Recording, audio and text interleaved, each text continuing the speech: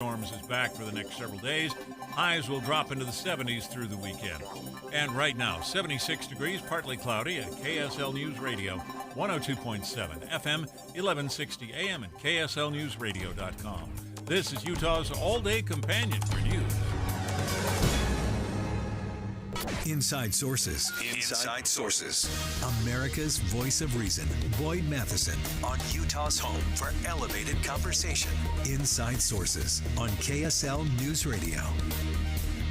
In the next half hour, the House of Representatives is expected to take a procedural vote on the rule that would actually put the debt ceiling bill, the compromise bill, on the floor of the House. We'll be watching that as we go through the next hour to see how that plays out. And then, of course, it will go on to a full vote if that procedural hurdle gets cleared to look at a vote on the final passage later on this evening. Now, there are many on the Democratic side of the aisle who have some heartburn over a number of things, and one of those in particular has to do with work requirements for some of those social safety net programs like the SNAP program. The interesting thing is this really began as sort of a hard red line for the White House when they began negotiations, became a little softer. There's a few things in there now, and there are some Democrats who are quite furious that the president crossed the line in terms of allowing some of those work requirements to go in. Interestingly, there is a political figure who spent decades demanding work requirement for these programs. Who was it? Let's find out. Let's begin.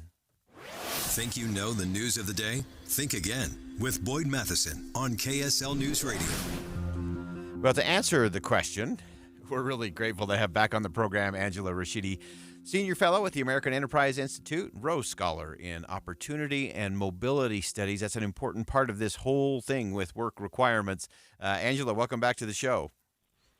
Hi, Boyd. Nice to be with you.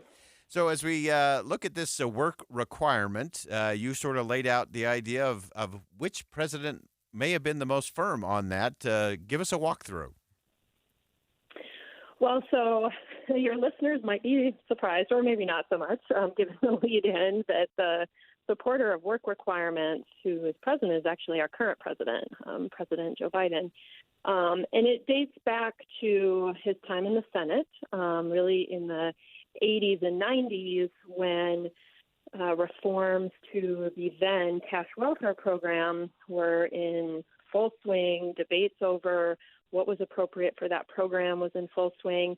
And then Senator Biden actually came out very strong in favor of work requirements. And he used a lot of the language and narrative that I think you hear Republicans using today about, the dignity of work, that government handouts don't give people opportunity to move up the income ladder. And so it's just kind of interesting to think, it is 25 years later, but the president certainly has changed his story now. Yeah, so interesting. You mentioned in your piece that President Biden was one of 78 senators, including all Republicans and more than half of the Democrats, who voted in 1996 for the welfare reform law and having that in there. As you look at the president's trajectory over that, what is it that you see in there in terms of, hey, maybe this is something we ought to be having a different kind of conversation around? It seems that what used to be sort of a requirement from the president when he was in the Senate and what the Republicans are now saying is pretty congruent. It is, yeah. And I think what's happened over time is the narrative has changed. It's been over years, kind of more progressive policymakers have portrayed work requirements as somehow being punitive, being a punishment on poor people for being poor, when in fact that was never the intent behind them. And much of the language in the 90s was not so much about that. It was about, how harmful government dependency can be and how it does kind of trap people. A lot of times people can, despite their best intentions, can feel trapped in these programs. And so a lot of the language at the time was around how do we change that? How do we ensure that government is not actually harming people, that we're trying to give people a hand up and not a hand out? And so I think that language is consistent among some people today, but certainly it's been kind of overshadowed by some of this other language that portrays work requirements as something that they are not and never were really intended to be. Yeah, and I think that's such an important point, Angela. And I love the way you frame all of this and the way you go about the work, especially in that space of opportunity and mobility.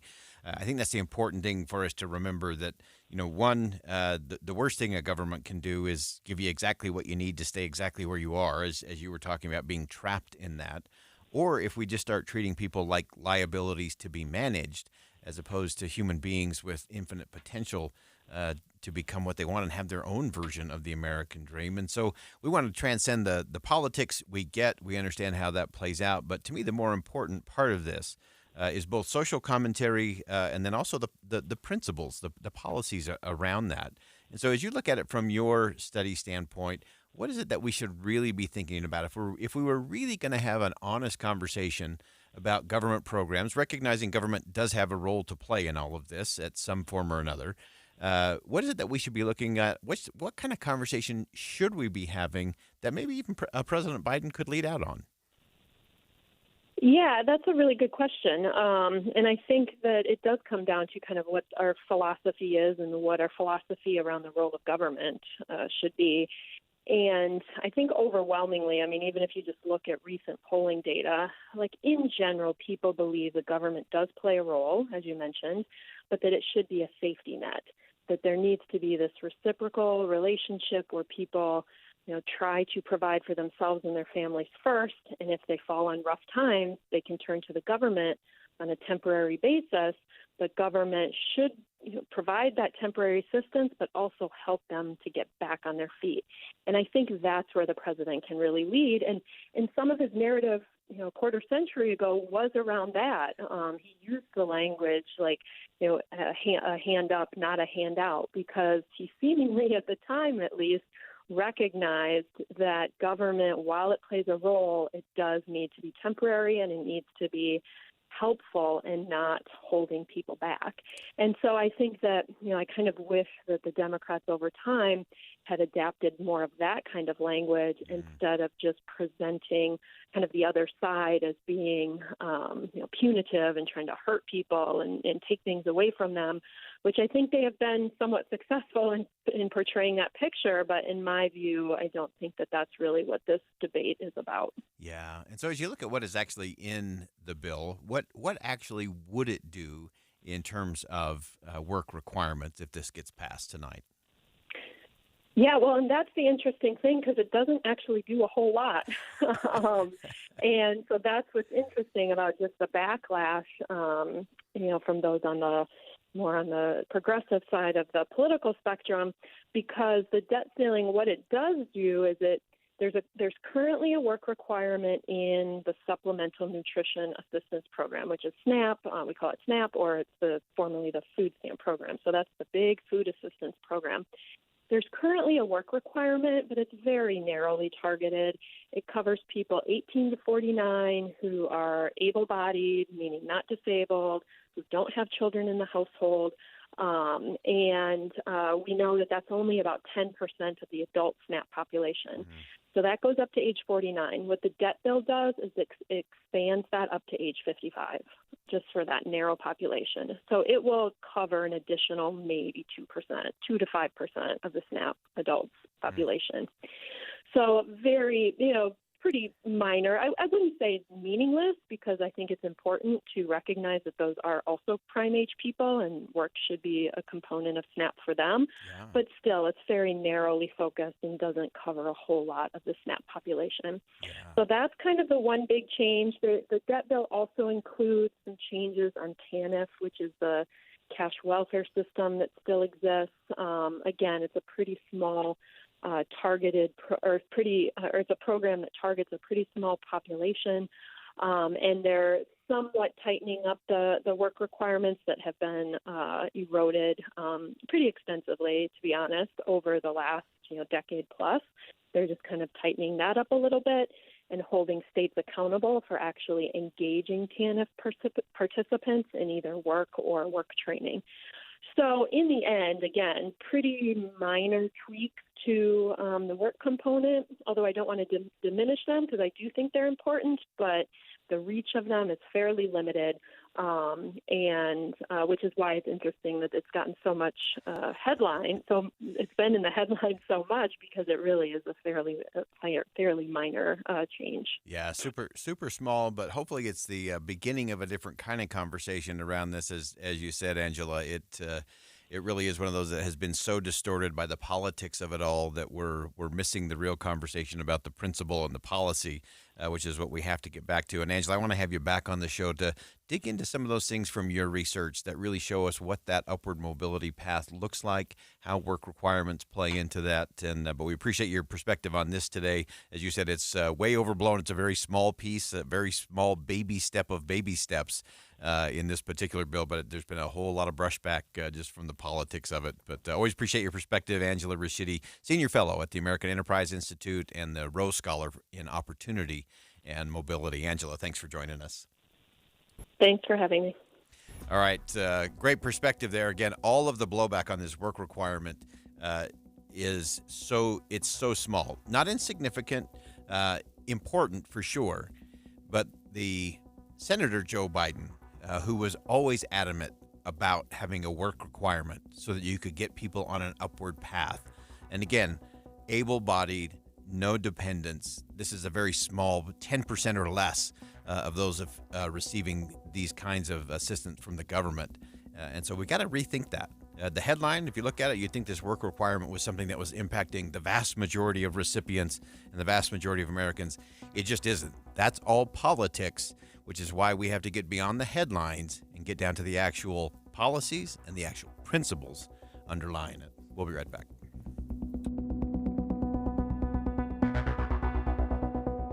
Think again on Inside Sources with Boyd Matheson.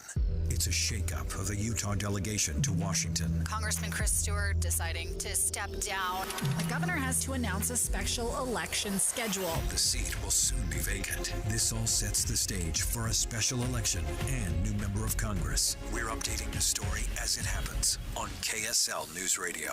Have you Googled yourself lately? Are there negative posts from an ex-employee or from a former client? Maybe an outdated news article or sensitive personal information about your family. Search engines don't always get it right. For right or wrong, it's your reputation on the line. That's where Reputation Defender by Norton comes in. One of the most trusted names in online reputation repair, Reputation Defender has been fixing people's search results for over 15 years. Their cutting-edge approaches help you to wipe away unwanted information in your search results. They also promote the good stuff, so that it rises to the top, helping you put your best foot forward. Your good name is too valuable to leave to the whims of a Google algorithm. Take control with Reputation Defender. You can start by getting your free reputation report card at reputationdefender.com or call 800-401-6681 to speak to an expert. That's 800-401-6681. You could throw your flip-flop at a bug. Ew, a bug, get it. But the chances of actually hitting it Over there. are statistically It's still alive. unlikely. Good thing nature's got your back. Stem bug killers combine powerful active ingredients found in plants, like lemongrass and geraniol, and scientifically engineer them into effective bug-fighting formulas, safe for use as directed around people, pets, and throughout the home. Stem. Rooted in nature, optimized by science. I'm Howard Mackler, founder of Innovation Refunds. You've heard me talking about the payroll tax refund for months. If you own a business, even if you've asked your CPA about this, you owe it to yourself to take another look. We provide a licensed and insured tax attorney who evaluates your company at my expense to determine eligibility. Businesses of all types can qualify, so go to getrefunds.com to potentially get a payroll tax refund of up to $26,000 per employee. Download the Innovation Refunds app or go to getrefunds.com, getrefunds.com. Hey, Derek Overstreet here from the New Millennium Group, financial advisors in Utah. You know, I've been helping people retire in the state of Utah for the last 20 years. The way we do that is we actually find out what is important to you. We create a step-by-step plan that takes into consideration your income, your debt, whether you want money from real estate, stock market, annuities, life insurance, whatever. If you want to deal with professionals, people that are fiduciaries and have a legal responsibility and obligation to do what's in your best interest, Give my team a call at 888-999-6370. That's 888-999-6370. Or go to my website, utahsfinancialplanner.com. If you'd like to retire 3 to 5 years before you thought it was possible, give my team a call right now. 888-999-6370. That's 888-999-6370. Coping 19, brought to you by CDC and the Ad Council. With everything going on, there may be times you feel like you can't handle it all. Journaling, meditating, and talking with friends and family can help you feel more grounded and better able to cope. Your kids are also going through a lot of new experiences, and simply talking with them about their feelings can be quite powerful. Find more self-care and coping tips at coping-19.org. With the 3 things you need to know this hour, I'm Dan Bomas. First, both Utah County and Sandy City have declared emergencies to deal with flooding. Second, the Utah Highway Patrol stopped 100 drivers going over 100 miles an hour during the holiday weekend. And third, the top Democrat in the House says his members are unified, at least enough to get the debt ceiling bill passed. Right now, 76 degrees, partly cloudy in Salt Lake City. Back to Inside Sources on KSL News Radio. Boyd Matheson divides rage from reason on Inside Sources. Well, China has recently announced plans to land people on the moon by the end of the decade, 2030. This has set off some alarm bells, predictably, in Washington, D.C. Some who worry that a new space race is about to be launched, or maybe it's already been launched. So the question is that the reality? What are the latest developments between the U.S. and Chinese space programs, and why is this a crucial thing for those of us here on planet Earth? And really pleased to have back on the program someone who is always ready at a moment's notice, Olivier Knox, a national political correspondent for the Washington Post. And, of course, we count on him as the anchor of the Daily 202. Olivier, welcome back to the show. Thanks so much for having me. I know you're always ready for launch, regardless of what gets communicated to you, and we appreciate you jumping on. So talk us through, in the Daily 202 today, you talked about worried about China. The U.S. is starting to lay out some space diplomacy goals. Give us a little sense of that. Yeah, it's interesting. So the State Department basically put out what I think is it's not really news, but it's interesting to see all of these different elements in one place. They call it the strategic framework for space policy.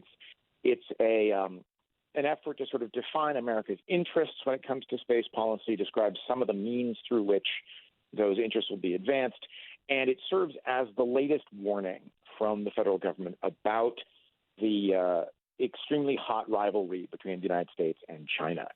So, one of the things that they do is they recycle the Director of National Intelligence's 2023 warning that China's advancing its own space policy interests, quote, with the intent to match or surpass the United States by 2045. They further quote the DNI, Admiral Haynes, as saying, quote, China's space activities are designed to advance its global standing and strengthen its attempts to erode U.S. influence across military, technological, economic, and diplomatic spheres. So this is in large part a way of looking at the rivalry with China through the lens of space policy. And it's pretty interesting. Again, it's not so much that they made a lot of news with this thing. It's just that seeing it all in one place made for very interesting reading for a dork like me. Yeah. Well, it was a major payload, everything that got packed into that thing. And we know on Tuesday they sent a crew, including its first civilian, up in. And so kind of walk us through that in terms of what they have been doing, what they are doing. And again, let's put it in the context of everything that you put into that payload there in terms of what it means politically, economically, and so on. Sure. So, China has not been quiet about its advances in rocketry and in space technology over the last 3 decades or so. The U.S. Congress passed a law a while back effectively forbidding Chinese astronauts from working on the International Space Station, the ISS. So basically, astronauts from anywhere else are welcome. The Chinese were not. And one of the things that did is that it led the Chinese to build their own space station in Earth orbit. So now China is the only individual country to have one. I'll butcher its name, Tiangong. that apparently translates as Heavenly Palace. It is perpetually crewed, so they sent those 3 astronauts up. They're going to overlap with the 3 astronauts who are currently on board, but those folks are going to cycle back down to Earth. China's the only country to land a spacecraft and launch a rover on the far side of the moon. As you noted in your intro, they have announced plans to land people on the moon by 2030. They got a rover onto Mars, but apparently a dust storm or some other disturbance has rendered its solar panels inoperative, so it can't really communicate. And this is a really important one. It's building a commercial spaceport in Djibouti. That serves a couple different purposes. Now, you've heard of the Belt and Road campaign, which is basically China investing in ports, in highways, in rail, and other infrastructure around the world as part of an influence operation, right? They're trying to buy goodwill with all these different countries, buy goodwill and buy influence. So they're building a spaceport in Djibouti, which is both meant to promote commercial space activity and boost its influence. So it's been enormously active in terms of space. The report also makes it clear that we're in a strange time with regard to space. There are more and more countries getting involved in space. UAE, the United Arab Emirates, recently launched a mission. They're planning another one as well. They've launched satellites and explorers. There are a lot of satellites out there, including a lot of dead satellites. Funny, let me just I'll shut up after this one anecdote. About 20 years ago, I was talking to a space analyst from a think tank in D.C., and they ran a bunch of exercises, thought exercises. And one of the ones that they ran was, what would happen if North Korea fired a rocket straight up into space, packed with ball bearings, and at some altitude, the thing explodes and sends, thousands of ball bearings in all directions in orbit. How much of the satellite structure would that take out, for example? Yeah. So this has been on the docket for a long time here in D.C., but this latest State Department document, I thought it was pretty interesting. Yeah, it's so fascinating, and I wanted to ask you actually answered the question already in terms of kind of this a different form of economic influence. We know China's been trying to assert the diplomatic influence, the belts and roads that you mentioned, investment and mining and economics and all of that. This is one more area that's clearly playing out. Just in our last minute here, Olivier, as you look at kind of the what is next component to this, what is it that you're going to be watching?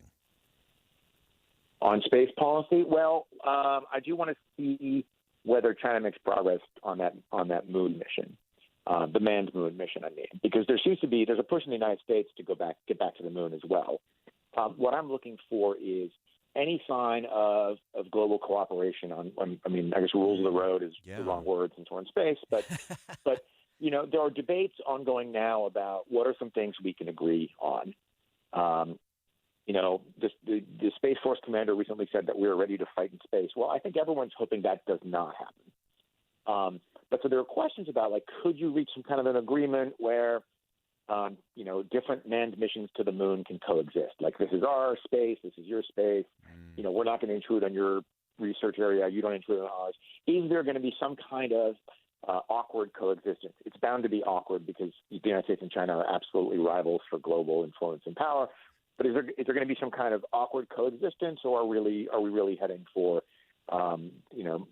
the Wild West and the new frontier? Yeah, or do we create a section of Switzerland on the moon? That could be the next thing. Right, exactly.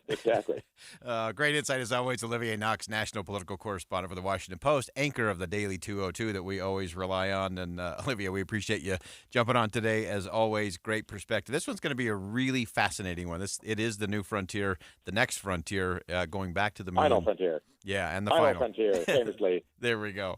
Awesome. Olivier, thanks so much for joining us today. It's my pleasure. All right, that's Olivier Knox. Always appreciate him jumping on. That's going to be a fascinating one to watch. The space race and chase, what that means coming up, that's going to be a real challenge for sure. All right, we're going to step aside for some bottom of the hour news. When we come back, we're going to take a look at humanitarian efforts, relief in Turkey following the aftermath. Bishop Waddell from the Church of Jesus Christ of Latter-day Saints will join us next.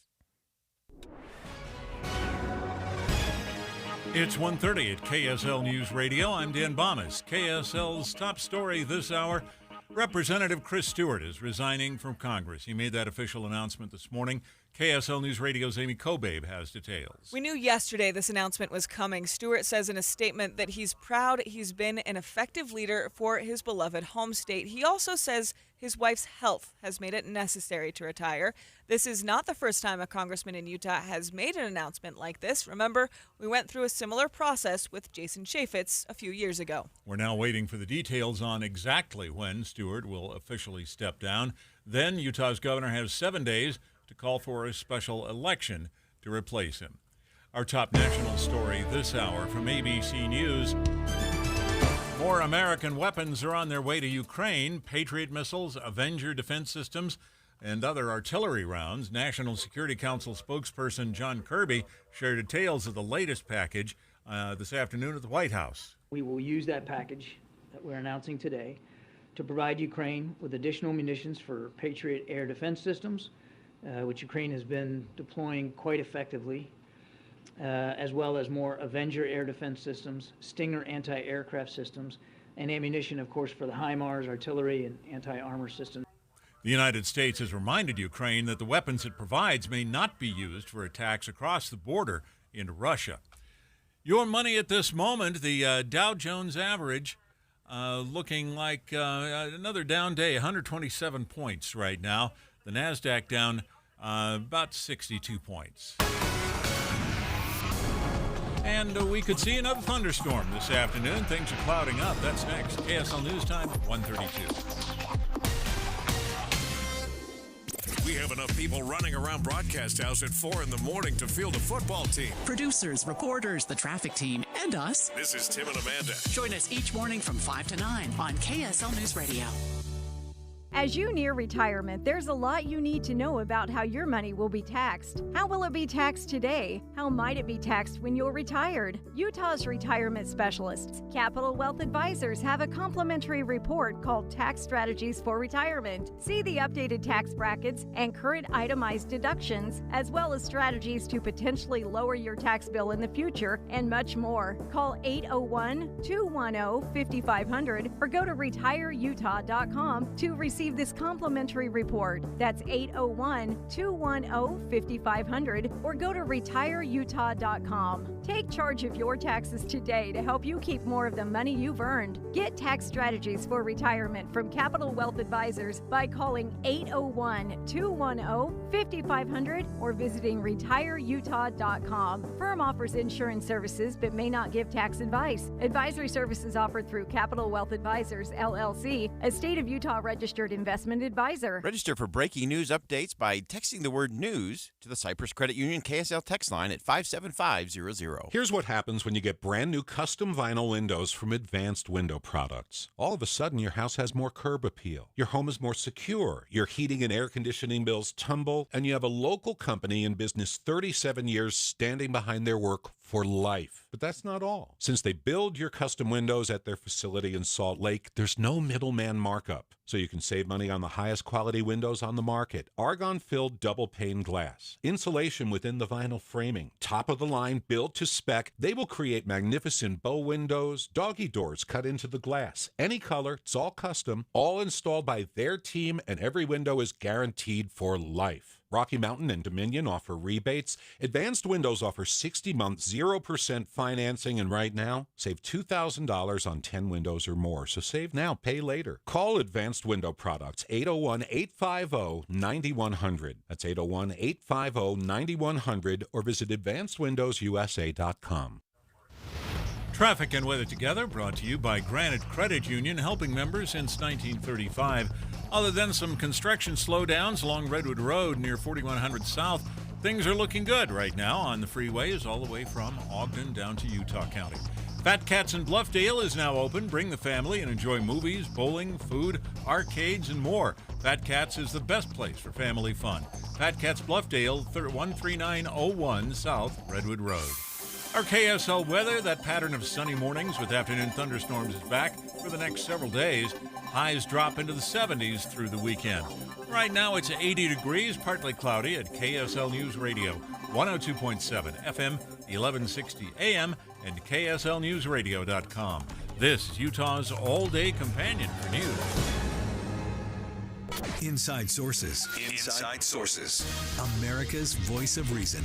Boyd Matheson on Utah's home for elevated conversation. Inside Sources on KSL News Radio. On February 6th, over 50,000 people perished in Turkey and Syria with a magnitude 7.8 and then a 7.5 earthquake struck. And in that kind of devastation, countries really find out who their friends are, who actually can step up, who can stand in, who can truly provide relief.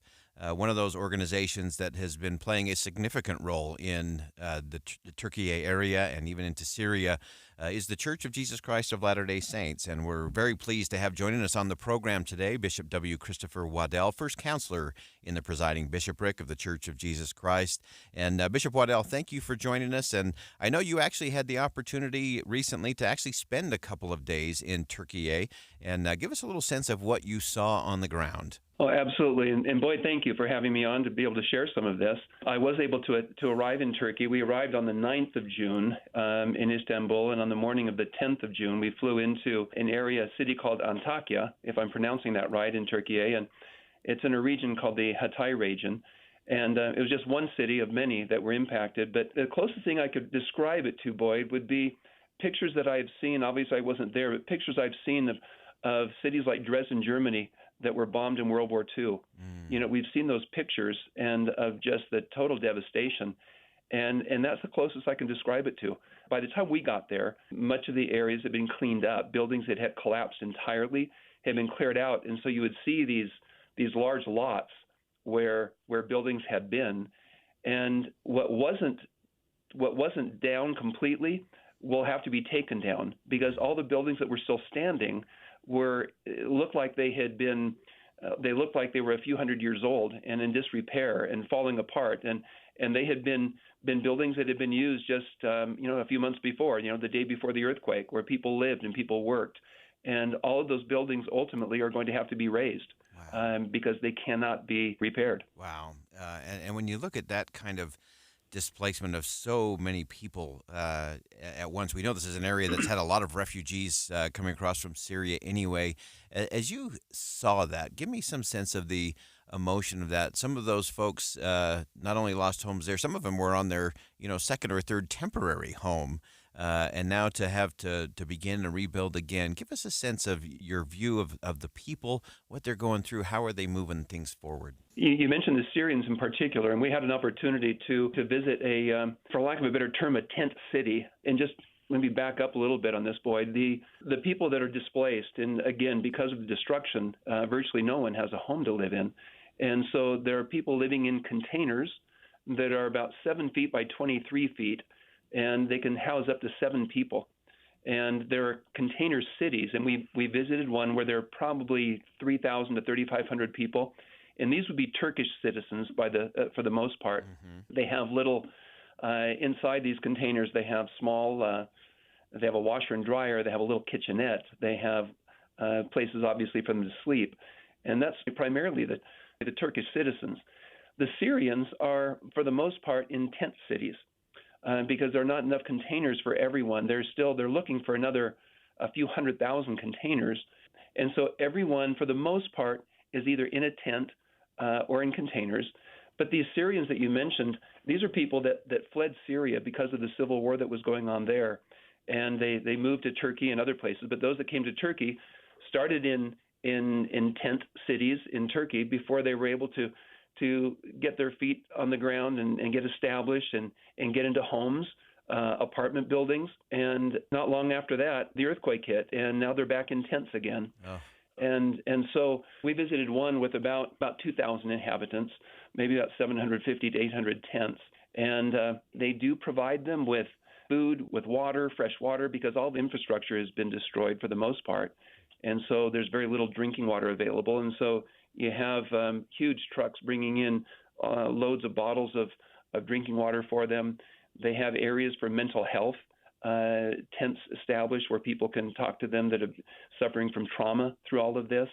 It really is a remarkable thing. They're, watching the children running around and playing and not realizing what's going on. And you see some of the despair in the parents' eyes, wanting to provide for their families and not really being able to. There's no place for them to work. and there's no place else to go other than the tents. But they're surviving, and eventually they're going to have places to live, containers. They're going to move them in, and the government's working to start building again homes and apartment buildings for people to move into. But it's going to be a few years before that happens. Yeah, talk about the ultimate test of resilience. I think that is an amazing testament to just to that resilience of the human spirit. And as you were talking, Bishop Waddell, I was thinking of there's a saying that beginning empty-handed and alone frightens the best of us, but it also shows how confident you are in God and in the future. And I know as part of your visit there to Turkey, that you were able to help provide relief and to give them some hope. Give us a sense of the scope. I think it's hard for people to really appreciate the extent of the relief being shared through the church and through partner organizations, but help us get a picture of that. Turkey is found within the area called the Europe Central area, and in every area of the world has an area welfare manager, and that works under the direction of the Welfare and Self-Reliant Services Department at headquarters. And so the area welfare manager out of Europe Central had already been on the ground in Turkey. And I have to mention this part of it that was really kind of interesting to see the hand of the Lord in this. There's a couple, the Hubers, they're from Switzerland, and they're serving as service missionaries in the Europe Central area. And Brother Huber Peter Huber is his name, and he had been responsible in Switzerland for emergency relief in Switzerland, and he was an expert on how to provide relief during earthquakes or following an earthquake, and what to do and how to reach out and in emergency response. And it just so happens he was in the Europe Central area. He'd only been there a few weeks, and he was dispatched to Turkey and was able to speak to government employees. They knew who he was. They knew his background. And doors were opened to have the church provide relief. It had been a number of years that Turkey had actually turned down church relief for perhaps religious reasons, primarily a Muslim country. But because of Peter Huber going in, the church was allowed to come in and provide assistance. And so at this point, it's been multi-million dollars of assistance, primarily in food, water, hygiene. But in addition to that, the church is providing some of the containers. I was able to sign an agreement with them while we were there to provide 500 containers, and we're looking at many more, and that's just a start. But in addition to that, we met with an organization. It's AFAD. They pronounce it AFAD, and that's their version of FEMA. It's their national agency relief organization, and we were able to meet with them in their headquarters and share with them what we were doing, and they were able to share with us and show us what the church had done and where the resources had gone to help. In particular, we provided some mobile medical clinics in areas where hospitals had been destroyed, and so we were able to go and visit one of those and to see how that's working in areas where, again, they had no hospital service at all. They asked for another one, and we were able to meet with the organization that provides those and pay for those, and they'll have a fifth that will be put up very soon in areas where they just don't have the medical help. Oh, that's so important. And I want to back up just a second, Bishop Waddell, because I want our listeners to just recognize what you just described with this Brother Huber and having a relationship. We often talk about the difference between a transaction and a relationship is so vast. And this is a classic example of, had this just been a transaction between the Church of Jesus Christ of Latter-day Saints and the Turkey government, it wasn't really happening. But when there's a relationship, then everything changes. And I think that's an important part of the way the church does humanitarian aid, does provide relief, is that it's not just a transaction of a container or goods or whatever it might be. It's about building those relationships. We know there's been over $13.5 million in aid as of early April on those 20 relief projects. But give us a sense, Bishop Waddell, in terms of some of those relationships and some of the things you're seeing moving forward that are going to be a continuing part of how the church doesn't just provide it as a transaction, but sticks around and stays when things get really hard over the long haul. Well, actually, it's interesting. That was one of the things they talked about in Turkey, and recognizing that the church will be there, that we will continue with them. We met in the first area we met in Antakya. We met with some some government officials there. There are a number of areas they're called assistant governors is their title in English, but their concern was that we might be there and then take off, and they're seeing that we have staying power there because of those relationships, and they expressed great appreciation knowing that we are continuing. It wasn't one of those items where we came in and said, here's some help.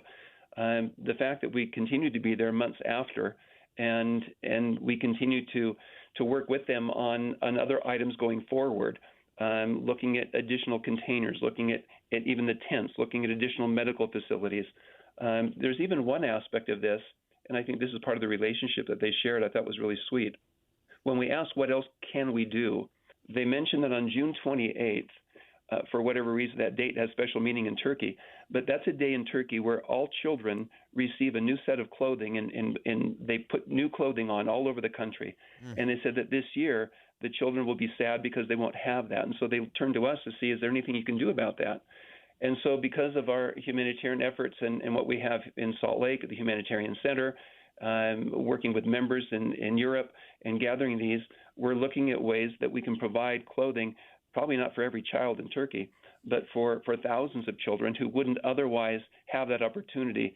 And they got a little emotional when we mentioned that we would be happy to help with something like this, to be able to bless the children who really are suffering and have so little. Many are orphans, having lost parents in the earthquakes. But the fact that we have that relationship and that they know we'll be there, it really makes a tremendous difference. We're going to stay with the conversation just a little bit longer. Stick around. We're going to come back with Christopher Waddell, member of the presiding bishop, first counselor in the presiding bishopric of the Church of Jesus Christ of Latter-day Saints. More not only on his trip to Turkey and relief there, but other relief projects around the world. More Inside Sources coming up next. Stay with us.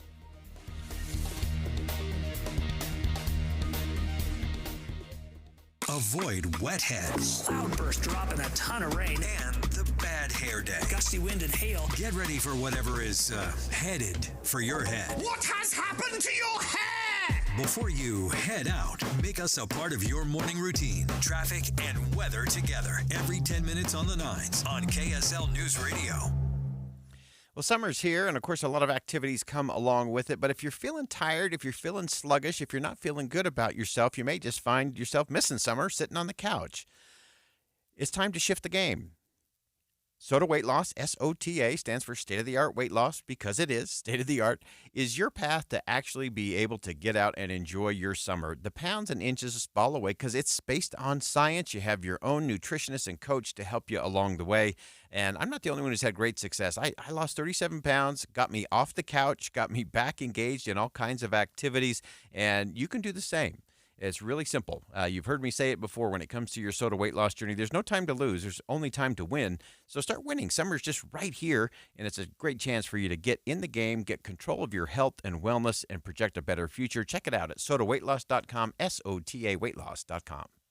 Join KSL and the Greenhouse Show this Saturday at the Weber Basin Water Conservancy District's 2023 Spring Garden Fair. The fair takes place at Weber Basin Water's Learning Garden at 2837 East Highway 193 in Layton. There will be activities for the whole family to enjoy as you see the garden and learn how you can have beautiful, low-water landscaping in your yard.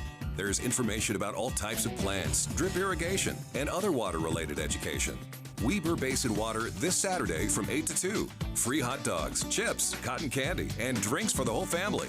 There will be landscape experts on hand to answer all your gardening, lawn, and landscaping questions. See vendors, education booths, and a magic show happening 3 times during the fair. And prize drawings for participating in garden activities. Visit WeberBasin.com for more details. The event is free. We'll feed you lunch and help you learn something at this year's Weber Basin Water Conservancy District's 2023 Spring Garden Event. 2837 East Highway 193. We'll see you in the garden. Any Hour Services can help unclog any drain in your house, whether you have a backup, a clog, or a slow drain you want fixed. Call Any Hour Services or visit anyhourservices.com. You trust us for news and information in your car. Now trust us at home. KSL News Radio is your window to the outside world, keeping you informed on the latest breaking news, weather, traffic, sports, and more. Listen on your Amazon Echo or Google Home device. Just say, Alexa, open KSL News Radio, or listen on the KSL News Radio app. Text the word app to 57500. KSL News Radio. Radio, Utah's all-day companion for news. Boyd Matheson divides rage from reason on Inside Sources. We're continuing my conversation with Bishop Christopher Waddell, first counselor in the presiding bishopric for the Church of Jesus Christ of Latter-day Saints, about the church's humanitarian work in Turkey. He recently visited there. I asked Bishop Waddell if there was anything else that we should be thinking about when it comes to Turkey. One of the items, I think anything that people donate to the humanitarian fund of the church, where obviously the donations that come in from members of the church throughout the world are used wisely, and in this particular case, through these different organizations in Turkey. And there's some things we're doing not just directly with the Turkish government, but you mentioned relationships. One of the things we recognize that as a church worldwide, globally, we're not large, from a population standpoint. And so we recognize that the resources that we have, we're not always able to get them to some of the places where they need to go.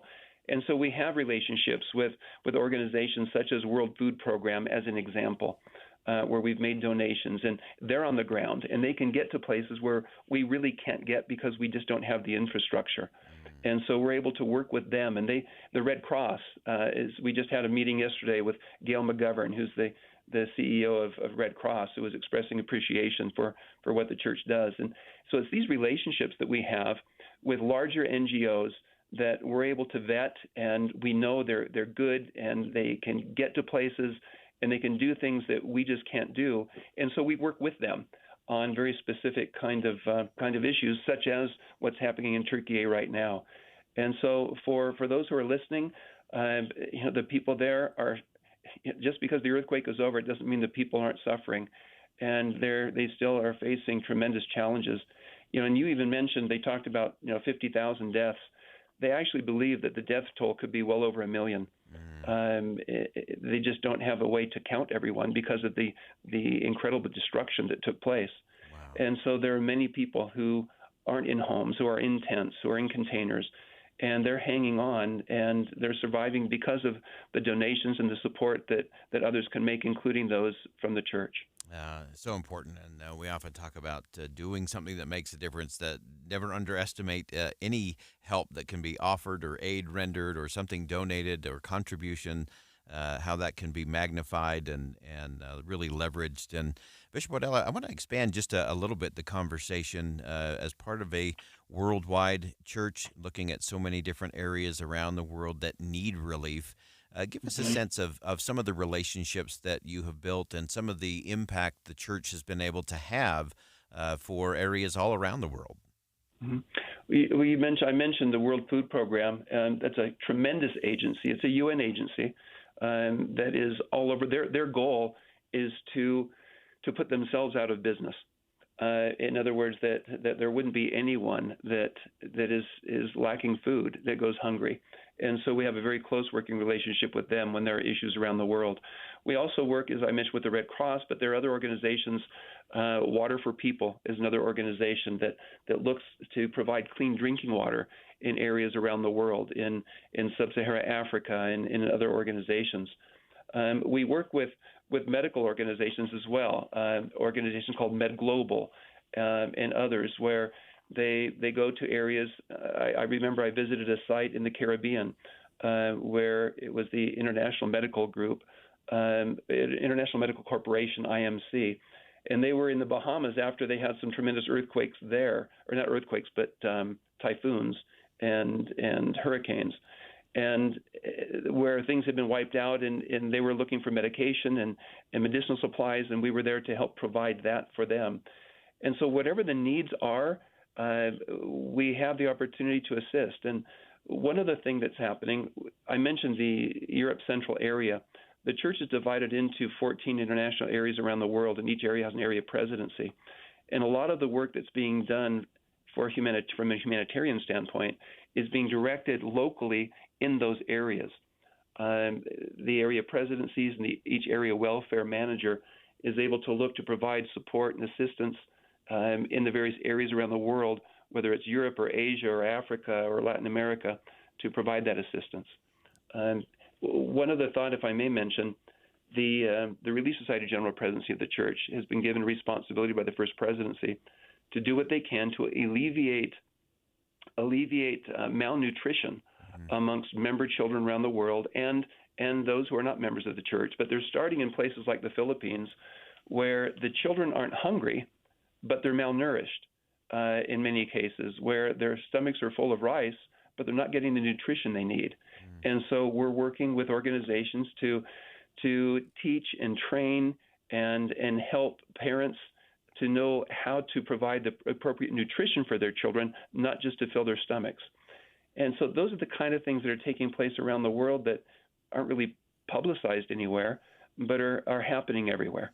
That's so important, and that principle, to me, it's the ultimate of the old biblical story of the widow's mite. And I've often thought that we miss a vast majority of that story. I'm pretty sure before the widow went to cast her mite in, she probably stopped off at a neighbor that was sick and delivered a loaf of bread to a new mother, and it might have been her turn to sweep and clean up the synagogue.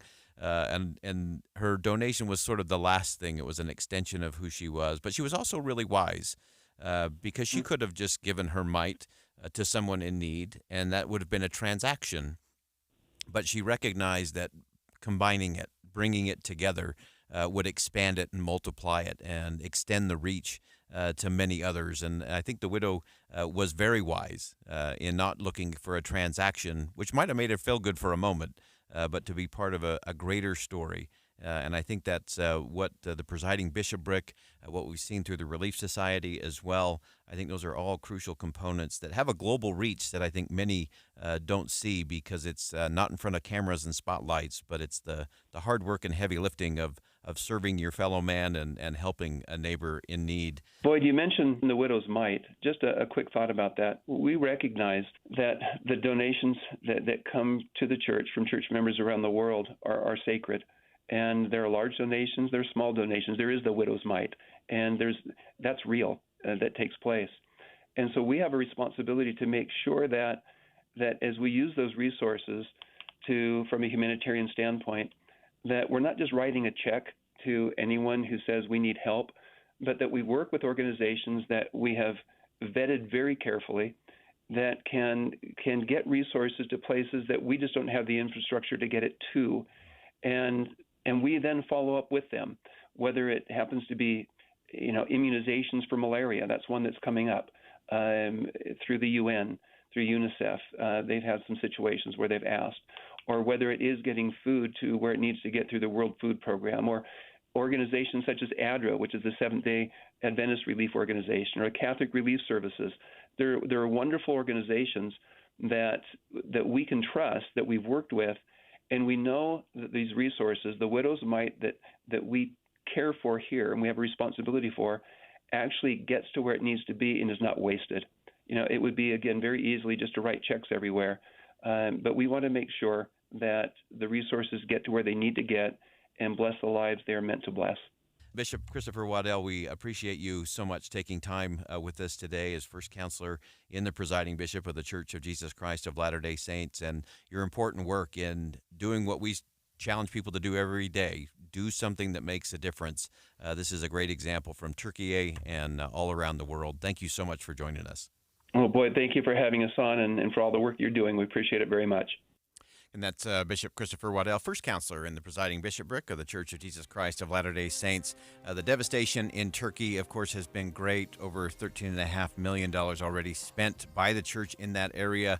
But the important thing is the relationship and the staying power to make sure that it's not just a dollar, it's making a long-term difference. That wraps up hour number one of Inside Sources here on KSL News Radio. We'll step aside for top of the hour news. Much more to come in Inside Sources here. Stick around. We'll be right back.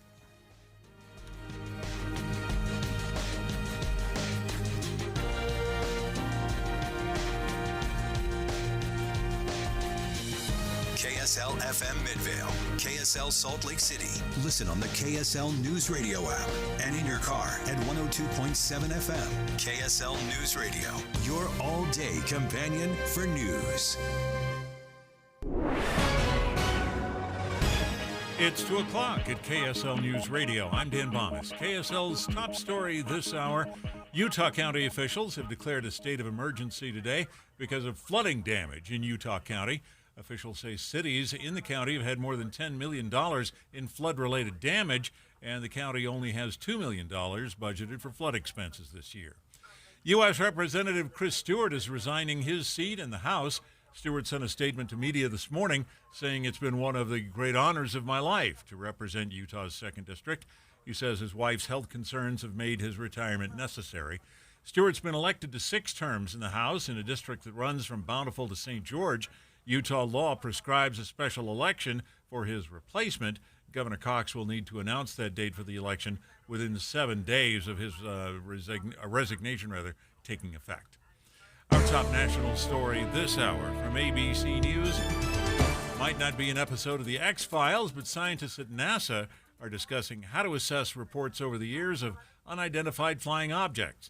NASA says those objects, which are now called UAPs or unidentified anomalous phenomena, need a thorough scientific investigation. Dr. Nadia Drake is part of a NASA panel that will be doing that job. It is our job as a panel to make some recommendations about how NASA might go about tackling this topic scientifically, taking advantage of the agency's resources, global outreach, and reputation.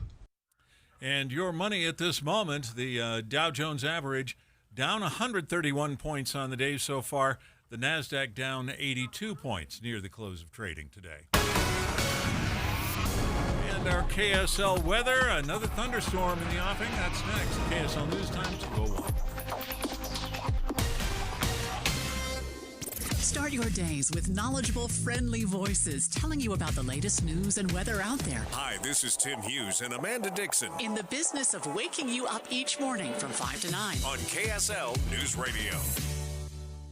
This is Jeff Kaplan, and I am a blue razzmatazz guy. Now, I know maybe you're all about Simply Mango or maybe Tiger's Blood. No judgment, but when it comes to the highly personal decision of your favorite Frazzle flavor, blue razzmatazz is my jam. Well, really, it's my slushie. Frazzle, in case you don't know, is a delicious, refreshing slushie sold at convenience stores. Frazzle got its start here in Utah 20 years ago, and now you find Frazzle machines at convenience stores from coast to coast. If you've never tried Frazzle, or even if you're already a fan like me, get one free on Free Frazzle Friday, every Friday through June at participating locations. They're celebrating Free Frazzle Friday at Holiday Oil, Maverick, Top Stop, and many other convenience stores. Limit 1 per person, but load up the car, bring the kids. Everybody gets a 12-ounce Frazzle free. For locations and more, get the Frazzle app or go to freefrazzlefriday.com. Maybe you love Georgia Peach or Tangerango. You're going to love the Frazzle flavors. Well, hello, Summer. Adventure here. Spring had to leave, but said you're really outgoing, that you're quite a character. Maybe you'll appreciate a place packed full of character and live performances, like the Shakespeare Festival at Cedar City. Unlike spring, you seem a bit more bright and open. Interested in camping under a blanket of stars? Well, all signs point to Cedar City's spectacular campsites on Cedar Mountain. Summer, it's great to finally meet you, because winter just might have overstayed the welcome. You seem content now that you're here. I'd love to spend more time with you. How about a walk? Better yet, a hike, so I can show you Twisted Forest and Spring Creek. Summer and adventure, we're perfect together, just like Cedar City's arts and museums, or downtown shopping and fine dining. Summer, adventure asking, stay a few months, let's heat things up, in a spot we'll truly enjoy, Cedar City Bryan Head. Traffic and weather together brought to you by Granite Credit Union, helping members since 1935. Taking a look at traffic right now, things are mostly clear on freeways, but we do have some construction slowing things down on Redwood Road, about 4100 south in Taylorsville.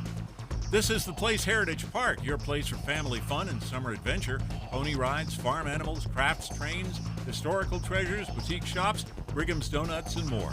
Visit thisistheplace.org. Our KSL weather, the pattern of sunny mornings with afternoon thunderstorms, is back for the next several days.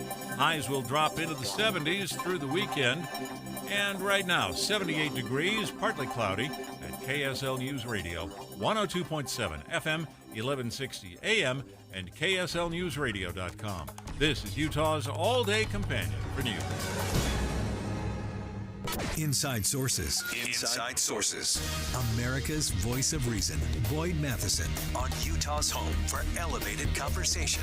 Inside Sources on KSL News Radio. Well, members of Congress are in the middle of a procedural vote, a crucial procedural vote on the debt ceiling deal. The vote is very close right now, and we're not sure how this is all going to play out over the next few moments. And so we're going to bring in someone who understands this, can help us navigate all of that, because if this procedural hurdle becomes a tripping point for the deal, what happens to the debt limit deal and where do we go from here? So let's begin. Think you know the news of the day? Think again with Boyd Matheson on KSL News Radio.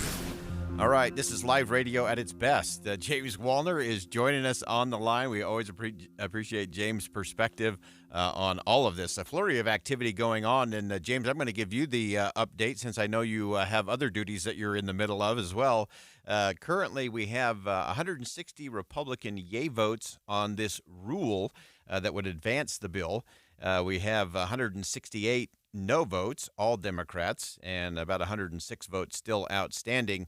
And so first, for our listeners, James, just explain what is it that they're voting on right now and why is it so crucial to the process? Well, thanks for having me. I feel so relevant. I feel like I'm doing like traffic or the weather, like stuff that's happening in real time that affects people's lives. No, it's really simple. The House, just like the Senate, they have rules that govern how they debate bills, who can speak, how long they can speak, can they offer amendments, those types of things. But those rules are cumbersome in the view of the members, and so therefore they waive those rules all the time. The Senate, they do it by unanimous consent. In the House, they do it by a special rule. They adopt a new rule or a new set of rules for a debate, just like this debt limit debate, instead of going by the House rules. And so the House rules will say every member can speak for an hour, for instance, and everybody can offer amendments. Well, this rule says that all 435 members combined can speak for 1 hour total altogether, and no one can offer amendments. And so the rules are a way to make it more convenient for the members and the leaders, and maybe not necessarily for the American people, but certainly for the lawmakers. Yeah, and then I think that's why there's been a lot of protests around what is the rule. We know it was a very close vote even to get this out of committee. Thomas Massie, of course, ended up being the deciding vote there to move it out as he felt there were some things in there that could actually trim some spending for a change, and so he went ahead and voted for that. So give us the process here. We're looking, there's still about 100 votes outstanding. Clearly, there will either need to be a shift in some of those Republican votes or some of the Democrats are going to have to help out, which they said they just simply didn't want to do. But talk to us about that, James, in terms of kind of tradition. Usually it's the majority party that leads out on a new rule like this. Is this one that could be different than historical? What does this look like? Well, the rule vote is usually a party line vote. You're absolutely correct. And the Democrats aren't going to be very excited about helping out the Republicans, even if they do support some of the underlying provisions in this debt limit bill and want to raise the debt limit. But that gives conservative Republicans, or moderates for that matter, it gives individual Republicans a lot of leverage on the rule vote, because if you only have 3 votes to lose or 4 votes or 2 votes to lose, you all of a sudden, if you're one of 5 members who've banded together and saying we're not going to vote for this rule unless you give us X, then they're going to listen to you. But at the end of the day, I think you're right. The Democrats are going to, I think, hold their nose if they have to and switch their votes and vote for this rule if it looks like it could go down, at least enough of them to make sure that it passes. So I don't know if it will go down, but, I should never predict the future like that on, live radio, because it probably could go down right now. Who knows? But that's the dynamic I expect.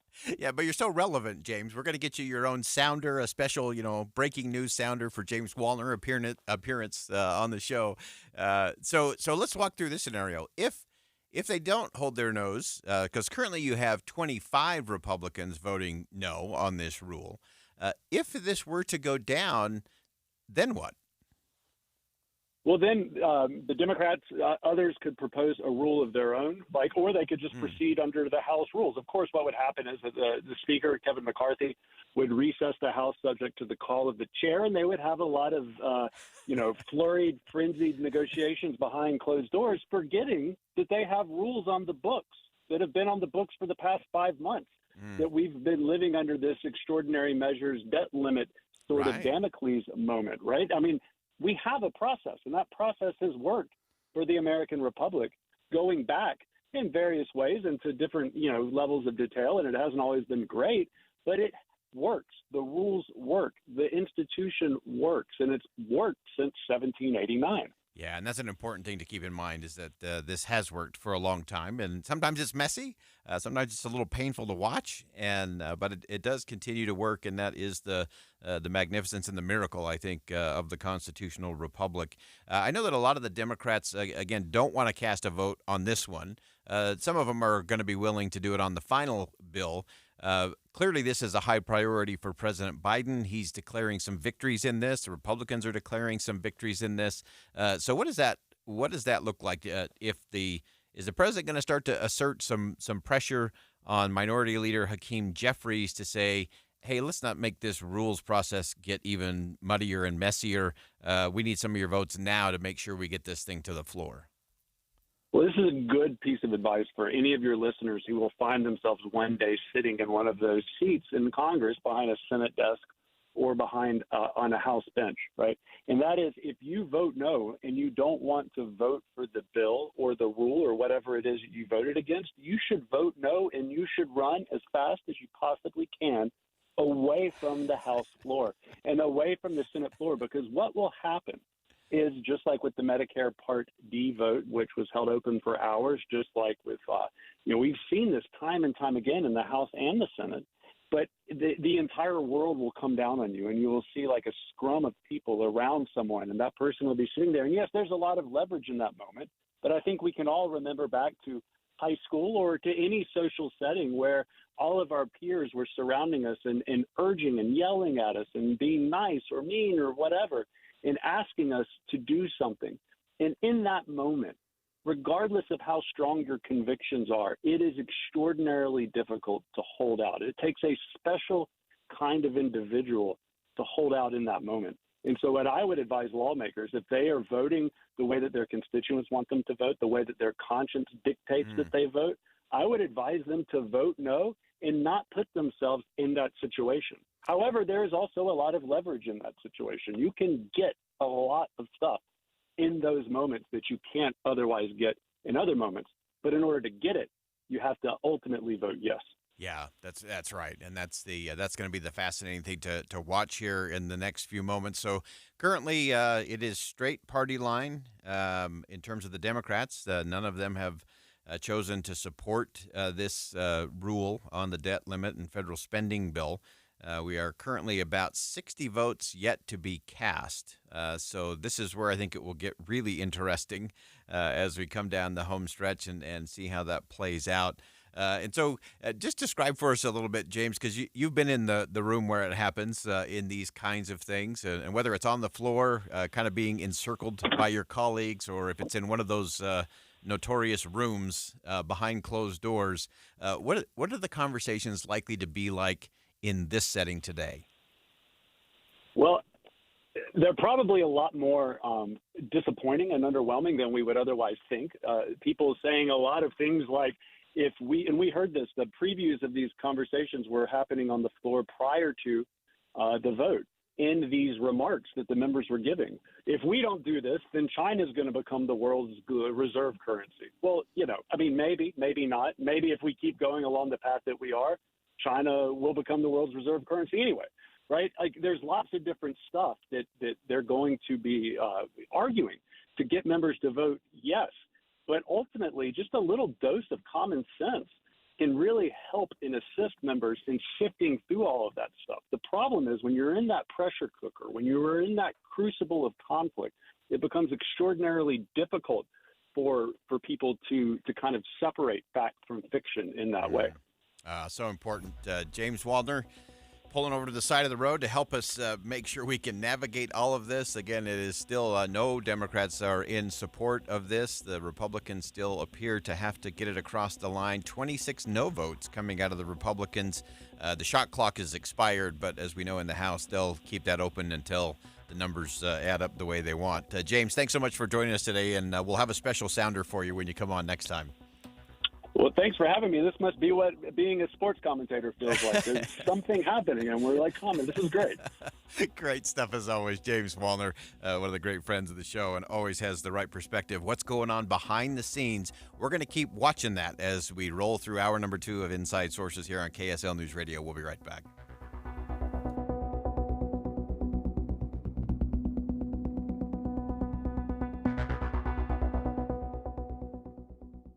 Think again on Inside Sources with Boyd Matheson. The debt ceiling clock counts down. The deadline, June 5th. Now party leaders have to find the votes. 60 votes to pass this bill. Is this going to be a win for Republicans? If Congress does their job, there should never be threat of a government shutdown. Listen each day this week for coverage of the vote. The U.S. debt ceiling on KSL News Radio. The Angie's List you know and trust is now Angie, and we're so much more than just a list. We still connect you with top local pros and show you ratings and reviews, but now we also let you compare upfront prices on hundreds of projects and book a service instantly. We can even handle the rest of your project from start to finish. So remember, Angie's List is now Angie, and we're here to get your job done right. Get started at Angie.com. That's ANGI, or download the app today. Wouldn't it be great if life came with a remote control? You know, you could hit pause when you needed to, or hit rewind, like that time you knocked down that wasp's nest. Uh-oh. Well, life doesn't always give you time to change the outcome, but prediabetes does. With early diagnosis and a few healthy changes, you can stop prediabetes before it leads to type 2 diabetes. To learn your risk, take the 1-minute test today at doihaveprediabetes.org. Brought to you by the Ad Council and its prediabetes awareness partners. Hey, summer's here, and of course it's a great time to tap into the equity in your home with a Hercules Credit Union home equity line of credit. And all you have to do is mention that you heard this ad on KSL, and you'll get a special introductory rate of 3.99% for the first 6 months of the loan. And obviously, we're watching interest rates continue to climb, so there's no better time to lock in a great rate. Perfect thing with Hercules Credit Union, there's no fees involved. The introductory rate, as I mentioned KSL, 3.99% for the first 6 months, and then you can use it for whatever you want. Debt consolidation, vacation, projects you've been wanting to do around the house, home repairs, remodeling, you name it, it's yours. And the beautiful thing with a Hercules Credit Union home equity line of credit is that it comes with a Visa card, so you can access your money, your equity, anytime, anywhere, for any reason. No need to call, no need to do anything else. You have it right in the palm of your hand. So Hercules Credit Union is the place for your home equity line of credit. Check out their locations today in Taylorsville, Harriman, Riverton, and Salt Lake City. Or as always, you can visit our friends at Hercules Credit Union online at herculescu.com. I am a soul line dance instructor. This is Rhonda. I just love dancing, so I was always willing to dance through the pain, but it was really starting to catch up with me. I've had foot pain, leg pain, everything pain. And this is Rhonda's Good Feet story. I was using any and everything that I could to help alleviate the pain. None of that worked.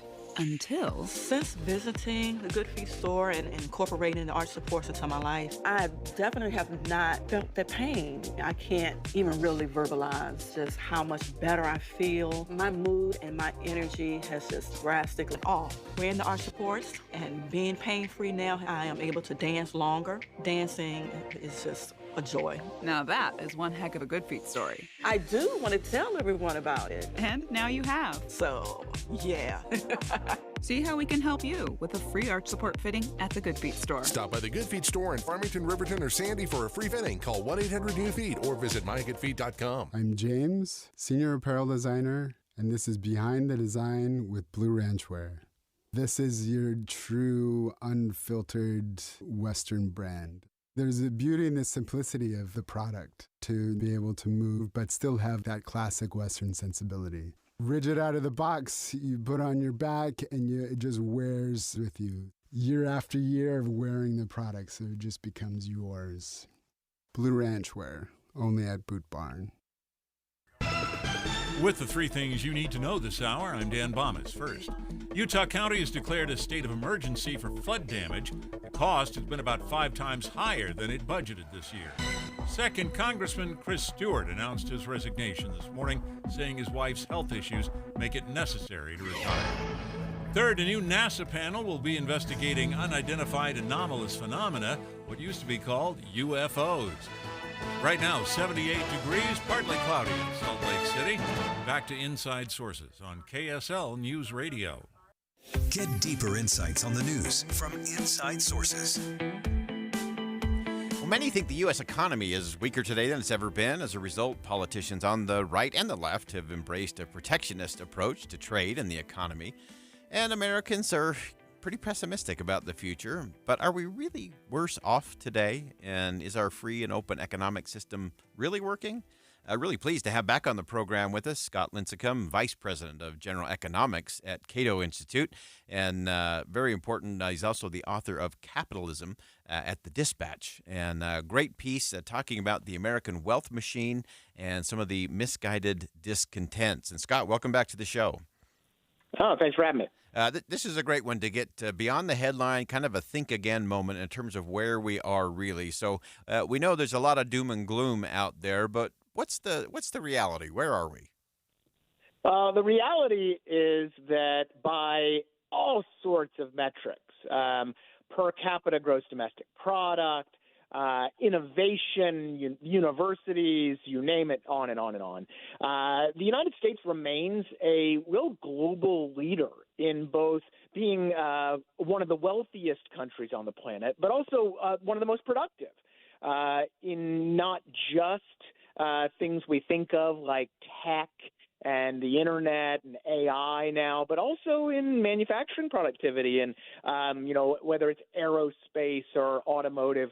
And at the same time, most Americans are far better off today than we were, a few decades ago, even though most of our politicians are out there, of course, promising to make America great again or to, have a more worker-focused economic policy harkening back to the 1970s or the 1950s. Reality is we really don't want to go back to that the U.S. economy is doing pretty darn well these days, particularly versus our global peers. All right, and I want to get into some of the things that you wrote in the Dispatch as you address this, because you really went through a lot of the things that, again, are great headlines or great clickbaity kinds of things, but the reality seems to be a little bit different in terms of where we are. And so just give us a couple of examples of areas where the doom and gloom makes it sound pretty bad, but the reality maybe shows us a little different. Well, sure. The most obvious place to start is gross domestic product, so the amount of stuff we're producing every year. So back in 1990, the share of world GDP, the United States share, was about 25%. Today, it's still 25%, despite China's rise and Japan's fall. Meanwhile, the poorest U.S. state in Mississippi actually has a higher average income than a place like France. Which I think is a really good indication of just how rich the United States is and how most Americans are. But it goes beyond that. We continue to lead the world in patenting, in R&D spending, in corporate leadership. Again, not just in tech, but in all sorts of fields of having some of the largest and biggest and best companies in the world. And then even for America's poor, the story is pretty good. So if you take incomes adjusted for inflation in the lowest 1/5 of the workforce, that's risen by 74% since 1990. Again, so adjusting for inflation. That means that our poorest Americans are 74% richer than they were back in 1990. And you can go on and on. We spend more per pupil on education. We lead the world in venture capital investment. We're home to 11 of the world's 15 top-ranked universities. I mean, I can do this all day. The fact is that in important metric after important metric, the United States remains really a global champion. So important. I'm going to get into the doom and gloom. I just want to real quickly, we're keeping our eye on the debt ceiling vote. This is the procedural vote. Currently, they have topped that 218 mark. 31 Democrats have voted for the measure. 29 Republicans voted against. It's still open, so there'll probably be some more switching, but it appears that this rule will pass, setting up a final vote into the evening tonight. And so kind of staying on the party line there. So with all that good news that you just shared with us in terms of everything from Mississippi being better than France on a number of those economic spaces to universities and innovation and patents and all of that, why are we stuck in this doom and gloom then? Well, I mean, I think there are a couple of things going on. First is that it's undoubtedly true that the United States has gone through some rough patches over the last, say, 35 years. There's three major recessions in 2000, then the Great Recession, then the pandemic. And recessions, of course, collapse economic output. They cause incomes to go backwards. And that sticks in people's heads. So you'll hear that, for example, millennials weren't doing as well as the baby boomers or the Gen Xers in terms of wealth and home ownership. But most of those analyses basically looked at, just a few years after the Great Recession when everybody had struggled. So when you take a longer-term view and, sticking with the millennials, now when you extend that through, say, 2021, you see that millennials are actually as rich or richer than their counterparts in previous generations. So that's the first thing. We tend to take these snapshots of time that don't account for short-term fluctuations. But another big thing is what I would call its relative wealth, or how we feel relative to our peers. The fact is that even if you're doing better than, say, your parents were or better than you were 20, 30 years ago, a lot of Americans will look to their neighbors or people in their social circles who are doing even better, and they'll compare themselves to that and think, well, you know what, actually I'm not doing so hot. And so there's a kind of a built-in pessimism that comes from, when we compare ourselves to others. And of course, social media and the keeping up with the Joneses mindset on a lot of TV and movies, we see the ultra rich doing so much better, and we think, oh, well, I must be struggling. And so, those types of perceptions, I think, are very difficult to combat with more statistics. I mean, I can throw as many charts and graphs and numbers at a person as possible, but if they don't feel that, if they think things are worse, then it's going to be tough for me to convince them, regardless of, what the data say. And then the last thing I think is we have this thing called the hedonic treadmill, which is just a really simple or complicated way of a simple concept. We tend to kind of bank all the benefits of living in this modern globalized world, and we tend to focus on kind of the bad things that are happening to us. Whereas when we think back to the good old days when we were kids, we tend to only remember the good things, and we tend to forget all the bad stuff that went along with it. So, that type of nostalgia, I think, is the last thing that really breeds this sort of pervasive economic pessimism.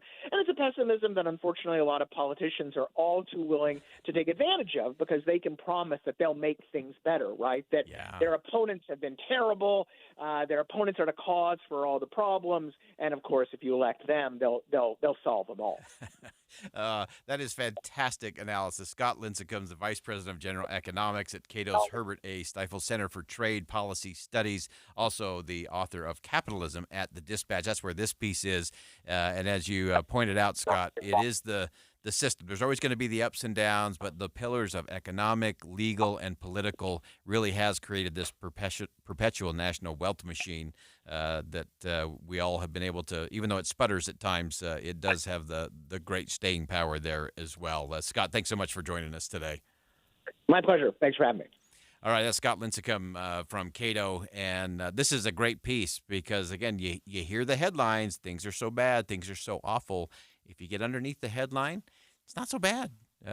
The American economy sputters, has challenges and problems, but the pillars keep everything driving forward, and some of the things that may surprise you in terms of how good we really have it and how good things really are. And, of course, it's a matter of just making them better moving forward.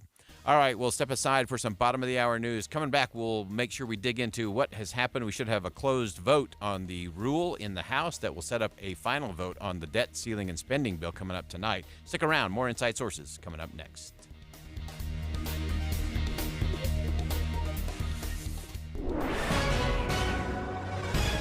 It's 2:30 at KSL News Radio. I'm Dan Bomas. KSL's top story this hour, Sandy City has issued an emergency flood declaration for the next 30 days. We know that we will hit peak runoff here by the end of June, and so we are entering the peak season. That's why I waited until now to issue the state of emergency declaration. It runs for 30 days, and I am feeling comfortable that that will cover us. Sandy Mayor Monica Zoltansky says the declaration is for 4 weeks, includes Little Cottonwood Creek and the others going through the city. She says they've been preparing for peak runoff since February, been working hard to remove debris ahead of time. The Church of Jesus Christ of Latter-day Saints has announced the passing of Elder Wayne M. Hancock, who was an emeritus general authority, died at the age of 91. Elder Hancock's assignments included the presidency of the temple in Bern, Switzerland, and president of the Utah Provo Mission. Our top national story this hour from ABC News. Former Vice President Mike Pence expected to announce next week his intention to run for president. ABC political director Rick Klein tells us Pence has his campaign work cut out for him. Not a big surprise. He's been openly talking about this possibility for some time, but there isn't much in his favorability numbers that suggests that he's done anything more to convince a lot of skeptical voters. It does look in the latest polling that he's kind of taken it from both sides. A lot of people that oppose Trump think he might be too close to Trump, but a bigger problem is that Trump loyalists view him as disloyal because the former president has said as much. It will be a tough needle to thread. And your money at this moment, the Dow Jones average closing trading today down 134 points. The NASDAQ closing at 82 points down. And we've got a thunderstorm. Looks like it's ready to build up here in the Wasatch Front. That's next. KSL News Time, 2:32. This summer, the political season heats up. By August, it'll be time for debates. Can you believe it? We're planning coverage of the real issues, the important stories that impact how we live. Listen each morning from 5 to 9 on KSL News Radio. Have you Googled yourself lately? Are there negative posts from an ex-employee or from a former client? Maybe an outdated news article or sensitive personal information about your family? Search engines don't always get it right. For right or wrong, it's your reputation on the line. That's where Reputation Defender by Norton comes in. One of the most trusted names in online reputation repair, Reputation Defender has been fixing people's search results for over 15 years. Their cutting-edge approaches help you to wipe away unwanted information in your search results. They also promote the good stuff so that it rises to the top, helping you put your best foot forward. Your good name is too valuable to leave to the whims of a Google algorithm. Take control with Reputation Defender. You can start by getting your free reputation report card at reputationdefender.com or call 800-401-6681 to speak to an expert.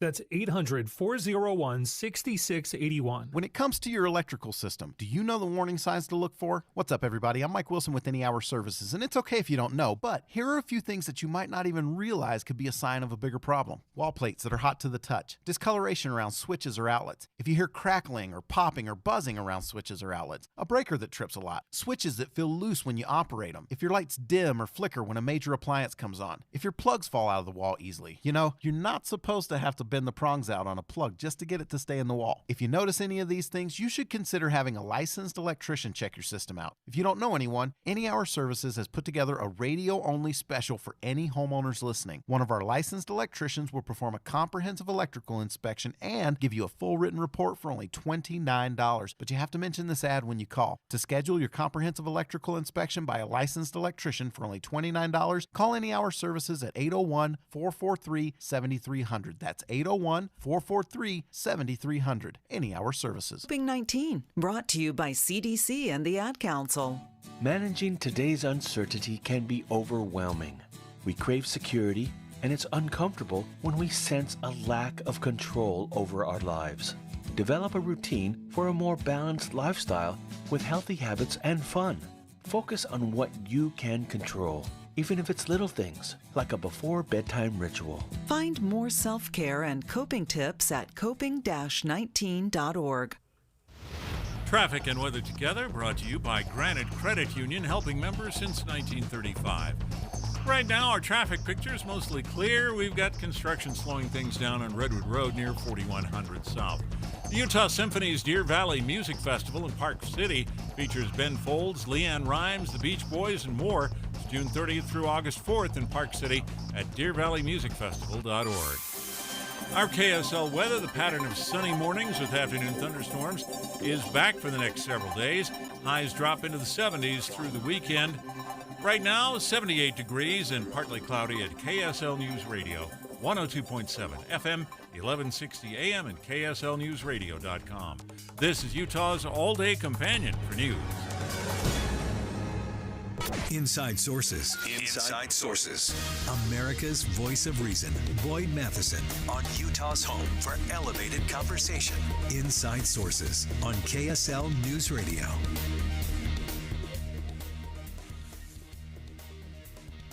Well, President Biden's the clear frontrunner, of course, for the Democratic Party ahead of 2024, but he does have two contenders in the field and a few other rumblings out there. Recent polling shows that these contenders are on the map, and they actually have some pretty high favorability ratings, at least higher than the president's. So, of course, we know it's not just the polling, it's also the process and what you have on the ground. But we want to take a look at what does this actually mean to President Biden? What do those headwinds look like? What do they really feel like? And, of course, we turn to Carly Cooperman, CEO and partner of Schoen Cooperman Research. Carly, welcome back to the show. Hi, thanks for having me. All right, so given some of the polling from the president, just in terms of favorability, give us a perspective in terms of what you see there, and then let's compare and contrast it with those that are at least attempting to give the president a run for his money. Yeah, look, Biden's favorability is dropping. He has had some low ratings for quite some time at this point. He had low ratings going into the midterm elections, which didn't seem to matter in terms of the results there, but his ratings have continued to drop and or remain low. And, I think to some extent that it's due to what is going on in the country, the economy. There's still pain points. Inflation is still high. And then, everything that was going on with the debt ceiling, all of these things impact how voters feel towards the country and then certainly towards the president who is in charge. And yet it seems like there's this never ending, continuation of instability that is happening. So, Biden has suffered from low ratings. We've seen time and time again in polling that there really is not a lot of enthusiasm towards his presidential candidacy and running for re-election. And yet we've also seen that it does seem like Democrats generally, I guess, reluctantly intend to support him, though, not in their entirety. Yeah, and I think that's always kind of that consolidation that usually happens as things get a little more serious as you go along. Give us some sense, though, in terms of what Robert F. Kennedy Jr. and Marianne Williamson have been able to at least put forward in terms of at least their image and likability. Yeah, look, I mean, their favorability ratings in terms of positive ratings are somewhat similar to that of Biden's, which, certainly should be something that Biden is keeping an eye on, as he watches this field take place. And at the same time, their unfavorable ratings are much lower than Biden's. But that in large part is because voters really don't know them, and especially not the way that they have opinions about Biden. I think with RFK in particular, you're getting an association that has to do with his family name. And I think that you're also kind of seeing that I think that a lot of what's channeling towards, support we're seeing towards them is just this desire for somebody else other than Biden. And that kind of channels itself into support for one of these candidates. Yeah, and as you look at those, and as things start to heat up once we get past Labor Day, the longer that goes, or the longer the president is in kind of those low favorability ratings, does this really just end up being a campaign of choice? Is that how the president tries to frame it in terms of either a former president running again, or maybe one of the others, like a Governor DeSantis, does this become much more about a choice, a directional thing, as opposed to a referendum on the president? Yeah, look, I mean, Biden's best selling point is just, he's trying to portray himself as a choice of a competent leader, in contrast to, it makes an obvious contrast to Trump, who, has certainly generated a lot of chaos. As long as Trump is a much stronger candidate over DeSantis, I think his belief is that this is in his favor and that it's kind of okay if his ratings aren't strong as long as Trump's aren't stronger. Now, at the same time, I would say that while I don't think these Democratic primary challengers pose a serious threat at this point, he's got to be careful, because if it gets to the point where they can get enough support and energy and, attention, the last thing that Biden wants to do is be in a position where he has to debate them and really give air and, fuel to their candidacies. Yeah, that really is the test, isn't it? If he has to be on a debate stage, that starts to change the dynamic a lot. As you look at it historically, as you look at the numbers, what is it that you mentioned the midterms and the fact that the president's low approval rating didn't translate into anything for Republican momentum, or what it was expected to be? What do you take out of that? I think that when you look at presidential approval and favorability ratings, there's so much that's going into what those numbers are. And, it's not like it's a good thing that Biden's ratings are so low. It's just that you're capturing all sorts of sentiments that people have in towards of, their day-to-day life, how things are going, how they feel about the country, the economy, issues taking place. And it doesn't always translate into who they're going to vote for. Now, obviously, the presidential election is a much more direct connection between, his approval and who they're voting for. But we have seen historically in midterms that the president's party loses many more seats than, the Democrats did this time. So I think there is not this direct correlation between approval, because so much else is going into how people rate the president, and then ultimately the election outcome.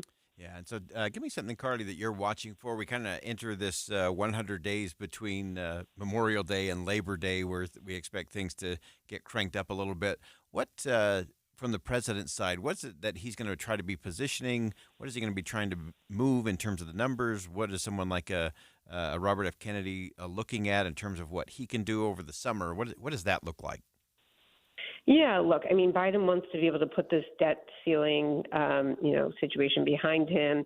He wants to be able to declare some kind of, victory, just in terms of, look, I'm moving forward. The country is still running, projecting that stable and steady leadership, and continuing to try to have more stability in the economy and bring down inflation. I mean, that's the angle he certainly wants to have. And I think he wants to do anything he can to consolidate support in the Democratic Party, which he already does have to some extent, but he's going to be looking to continue to use this platform to look as presidential as he can, so that these primary challengers don't become any more of a threat going into the fall when things really will pick up. Yeah, fascinating stuff, as always. Carly Cooperman, always appreciate your perspective on what's actually underneath the numbers and behind the headlines. And again, Carly's the CEO and partner of Schoen Cooperman Research. Carly, thanks for joining us today. Sure, thank you. All right, again, that's Carly Cooperman, CEO and partner of Schoen Cooperman Research. And the thing I love about their organization is it's not just the politics of what the top line numbers are. It's what's underneath those numbers that really matter. And so while some people are wringing their hands that the president's approval numbers are so low, does that create space for a Robert Kennedy Jr. or a Marianne Williamson to build some momentum? And for those camps, that's really all they want, is just a shot. They want to be able to make their case. I think what they really want is to be able to get on a debate stage with the president. I think they figure that's their best chance to actually change the dynamic in terms of voting. Because remember, getting the nomination for your party is not determined by a national poll or a national vote. It's delegate by delegate, state by state, that actually gets that done. Slightly different versions of that story between the Democrats and the Republicans, but it's pretty much the same process. and it is the process. And so these numbers are interesting. They have to be somewhat concerning for the president in that they've been stuck kind of in these low approval ratings for a long time. It will be interesting to see if Mr. Kennedy or Ms. Williamson can translate some of their positives into process and people on the ground in those early states that can actually make a difference when it comes to delegates. All right, we're going to step aside for one last break. When we come back, we'll round things out and get you up to date on what's been happening in the House of Representatives, what's going to be teed up for tonight's vote on the debt ceiling and deficit spending bill. Much more Inside Sources coming up next. Stick around.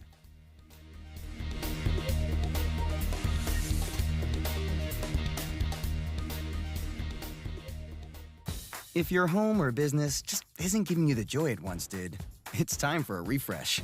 Contact your local CertaPro painters and put the power of pro to work for you. That's CertaPro's power of doing the job right, on time and on budget. The power of proven experts with the skills to refresh, rejuvenate, and reinvigorate your home or business. Get your project started today at CertaPro.com. The power of pro. Each CertaPro painter's business is independently owned and operated. Oh, ouch!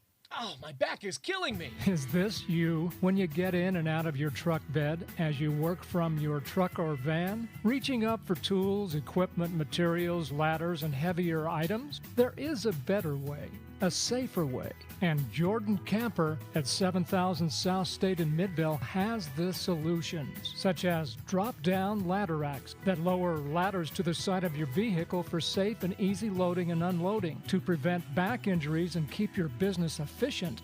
Instead of climbing up or on your knees to get stuff out of your truck bed, we feature slide-out truck beds that come to you. At Jordan Camper, we carry lots of step-up bars, easier to get into higher vehicles, and rear door steps for vans. Family-owned and operated for 5 generations, Jordan Camper is Utah's longest-operated truck top and accessory shop. We have a great showroom. Come into 7000 South State in Midvale and check us out. JordanCamper.com. Did you know 1 in 4 car batteries is weak and needs to be replaced? O'Reilly Auto Parts will test your battery for free. If your battery needs to be replaced, our professional parts people can help you find the right Super Start battery for your vehicle and budget. Don't wait. Get your battery tested for free today at your local O'Reilly Auto Parts. O'Reilly Auto Parts.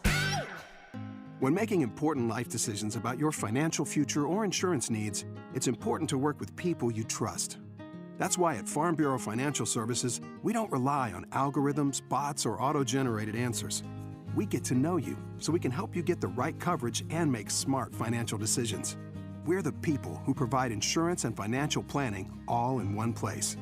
Find a Farm Bureau agent or advisor at fbfs.com/protect. It's your future. Let's protect it. Hey, this is Dan, the laptop man from PC Laptops. A lot of customers have been calling us mentioning that their old version of Windows is asking them to upgrade to Windows 11. It's super important to be running Windows 11 on any PC for performance and security. If you're running some of the older versions of Windows, you could be open to hackers, viruses, spyware, and all kinds of insane, evil things. Just bring in your PC, no matter what brand it is, into PC Laptops right now, and we can verify if your computer is Windows 11 ready. If it's not ready, we might be able to upgrade it for you or just take it on trade-in. We also will scan your computer for viruses and other bad things. We'll also give it a physical cleaning, absolutely free. So get into PC Laptops right now and go to PCLaptops.com. That's PCLaptops.com. Lots of love at PCLaptops.com. What grows in the forest? Trees? Sure. Know what else grows in the forest? Our imagination, our sense of wonder, and our family bonds grow too. Because when we disconnect from this and connect with this, we reconnect with each other and build family memories we will carry with us forever. The forest is closer than you think. Find a forest near you and start exploring at discovertheforest.org. It's easy. Just put in your zip code to find family-friendly outdoor destinations near you. You'll also find guides to free activities, games, and amazing forest facts. Give the magic of the outdoors to your kids and reconnect with your family. Find a forest near you at discovertheforest.org. That's discovertheforest.org. Brought to you by the United States Forest Service and the Ad Council. Register for breaking news updates by texting the word news to the Cyprus Credit Union KSL text line at 57500. With the three things you need to know this hour, I'm Dan Bomas. First, Sandy City has issued an emergency declaration for flooding along the four creeks that pass through that city. Second, Chris Stewart's colleagues in Congress have all kinds of nice things to say about him as he prepares to step down from his position. Third, former Vice President Mike Pence is ready to run for president. Look for an announcement next week. Right now, 78 degrees, partly cloudy in Salt Lake City. Back to Inside Sources on KSL News Radio. Hear elevated conversation on crucial issues. Boyd Matheson on Inside Sources. Welcome back. Final segment of Inside Sources here on KSL News Radio. Great to be with you today, as it always is. I am Boyd Matheson. As we round out the program today, just to give you a little bit of an update, just in the last few minutes, the procedural vote, the vote on what they called the rule, passed in the House of Representatives. The vote was 241 to 187. Now, the interesting thing to note here is 29 Republicans voted against and 52 Democrats voted for. This is very rare. Usually on these rule votes, it is strictly party line. So normally you would have had to have all of the Republicans would have had to vote for it to get it across. And so this shows you how important this vote was to President Biden. He didn't want to have to mess around with more messes in the House. And I think he communicated very clearly to the Minority Leader, Hakeem Jeffries, that we need to get this done today. And that's going to require some Democrats to hold their nose and to cast a vote in order to get this rules package across, teeing up what will happen later today, probably around 6:30 p.m. Mountain Time, 7 p.m., kind of in that time frame. Always things slide a little bit there in the House. That will tee up the final vote, which, again, will likely need Democratic support. I think there'll be quite a bit of it as we get into the evening. But let's break it down just a little bit in terms of what that looks like. Of course, you also have to look at what happens next, which is it gets kicked over to the Senate tomorrow and what that might look like. So we'll dig into that as well. So let's start with Speaker McCarthy. Earlier today, he was asked if he has a majority of the majority's votes. That's somewhat known as the Hastert rule. Denny Hastert was the Speaker of the House for the Republicans, and he said if you can't get over half of your own body, your own caucus to vote for something, you probably shouldn't put it on the floor. And so that was the big question, and here's what the Speaker had to say. Do you expect a majority of the majority? Oh, yeah. Do you think you'll get 150 Republican votes? That's what I haven't said any number. I know Jeffrey tried to set a number for us. I think we're going to do 25. And so that was Speaker of the House, Kevin McCarthy, saying he's confident he has a majority of the majority. And that's sort of the longstanding unspoken rule if you're in the House of Representatives. Now, during a press conference today, Hakeem Jeffries, the Minority Leader, assured the American people that his conference is not fractured. Conference is not fractured at all. I had a very good conversation with Pramila Jayapal earlier today. Unity is different from unanimity. We will continue to be unified.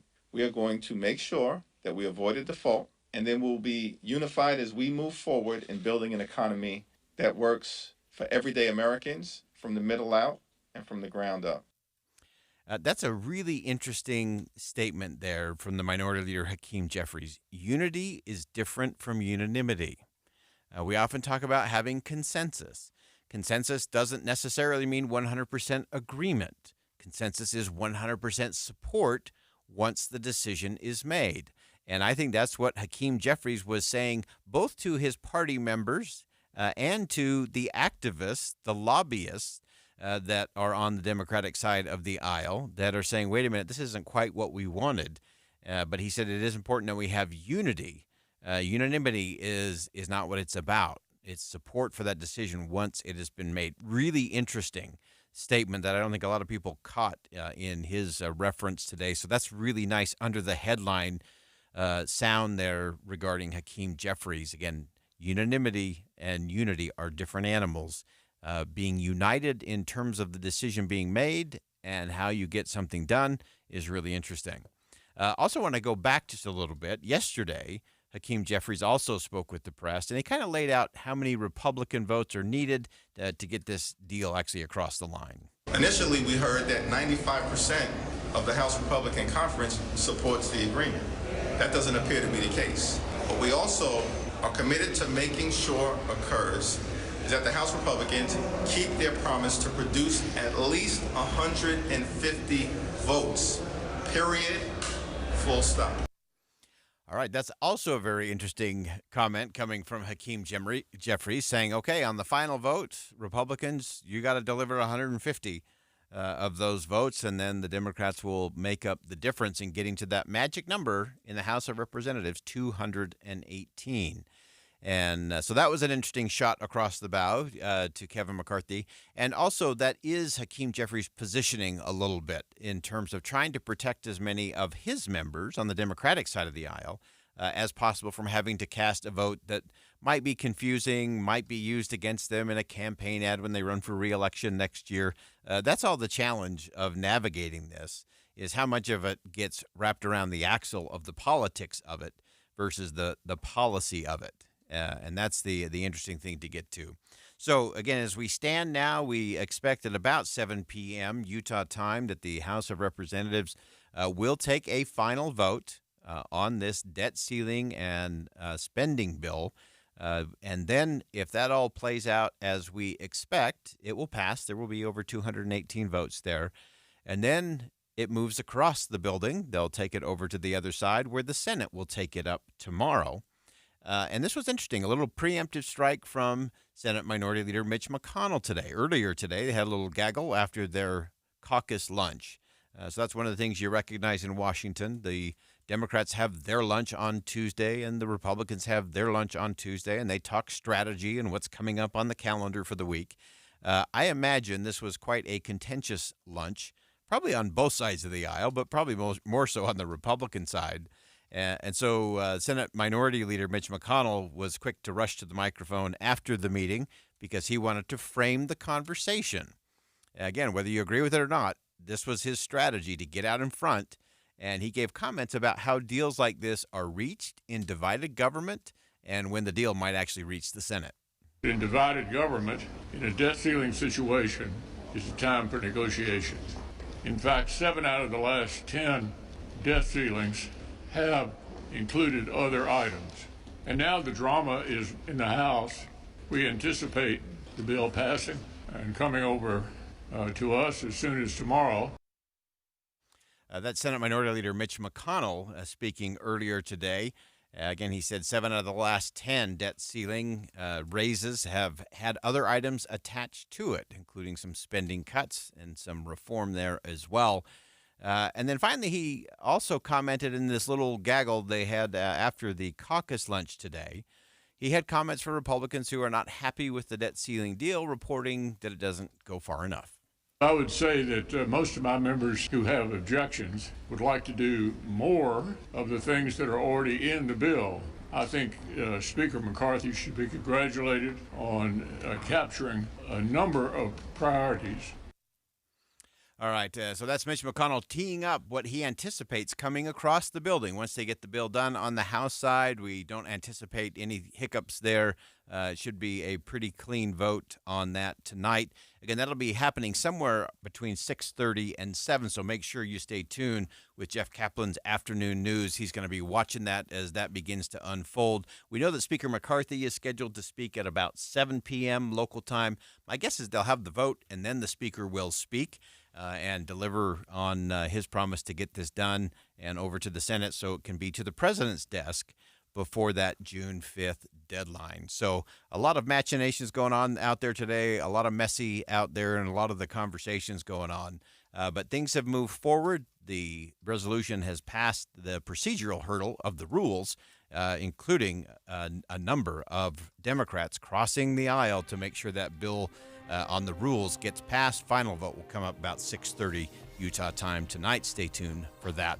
All right, that wraps it up for us on Inside Sources here on KSL News Radio. As always, great to be with you. I'm Boyd Matheson, and as you go out into the world today, make sure you see something that inspires, say something that uplifts, and do something today that makes a difference.